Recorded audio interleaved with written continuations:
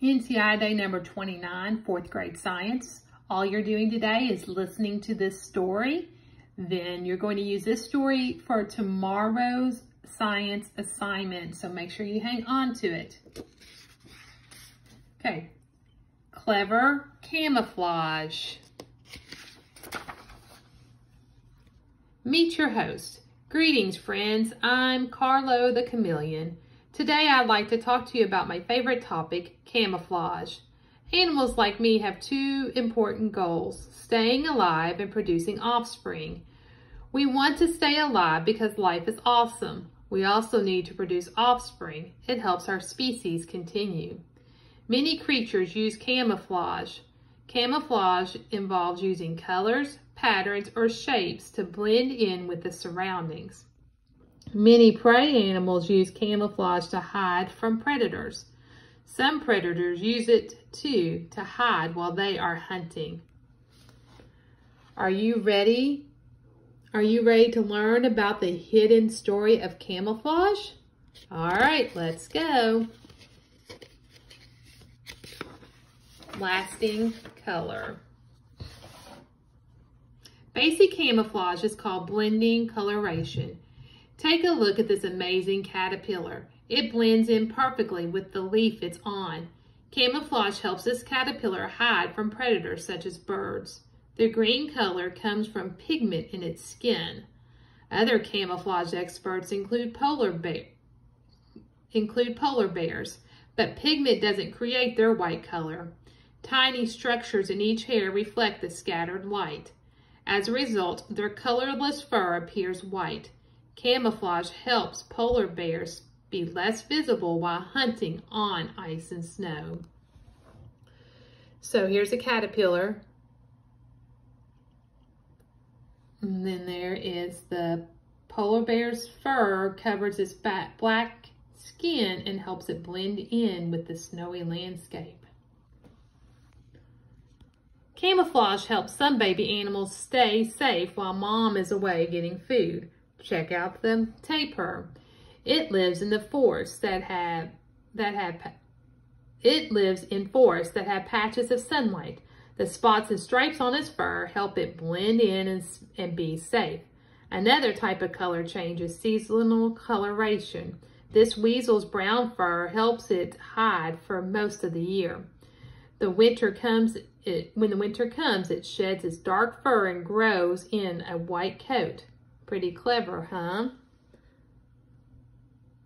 There's a baby tapir is in greater danger from predators, so its fur is more camouflage. There's a weasel, a short-tail weasel in the winter, short-tail weasel in the summer. You see how it blends into its environment. Quick change artists. Cuttlefish have active camouflage. They can change their color, shape, and pattern in an instant. These abilities allow them to hide or surprise both predators and prey. Chameleons are the masters of disguise. My cousin Dharma is a dwarf chameleon. She can also quickly change color to match her surroundings, but she changes color based on the predators she's hiding from. Dwarf chameleons change colors more to avoid birds.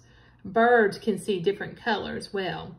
Dwarf chameleons change colors less for snakes. Snakes have poor vision. They don't even notice Dharma if Dharma's there. So there's the fish, and then there's the chameleon. Stripes, spots, and flashes. Ever been to Africa? A zebra's stripes and cheetah's spots are both camouflage.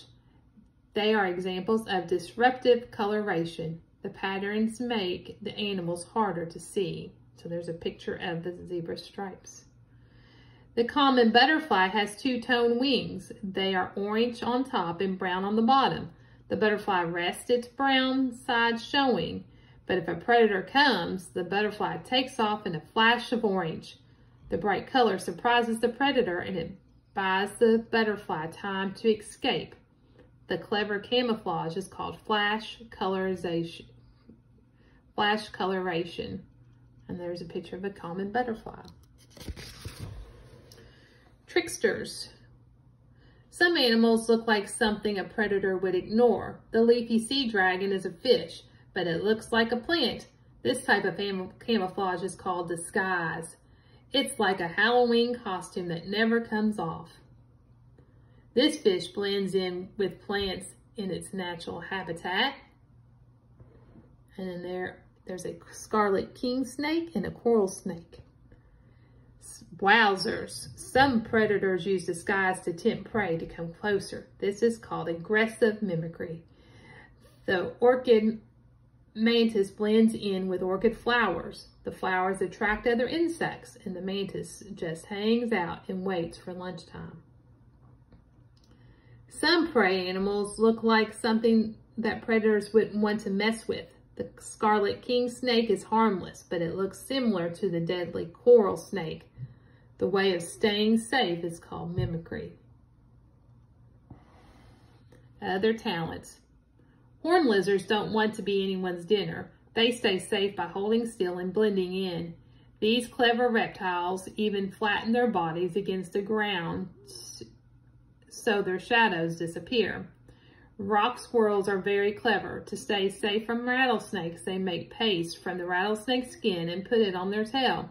The paste hides their own scent. It makes them smell more like rattlesnakes. Then the snakes leave the squirrels alone. Isn't it brilliant? So sea urchins use tiny tube feet to hold stones or shells close to their bodies. Predators think they are just seeing a little rock pile. And then here, the rock squirrel is chewing on a rattlesnake skin to make a smelly paste. Some animals use the opposite of camouflage. Their bright colors or patterns are warning coloration. These animals are saying in the world, stay away. Some of them smell or taste bad or are poisonous. Some large animals don't hunt prey, and they don't need to worry about predators. Rhinos, hippos, and elephants eat plants, and the adults are too big to prey upon. They don't rely on camouflage, but in most of the animal kingdom, camouflage helps both the predators. There's the poisonous dart frog, and then there's an African elephant. Okay, so tomorrow you all are going to have questions to answer over this passage.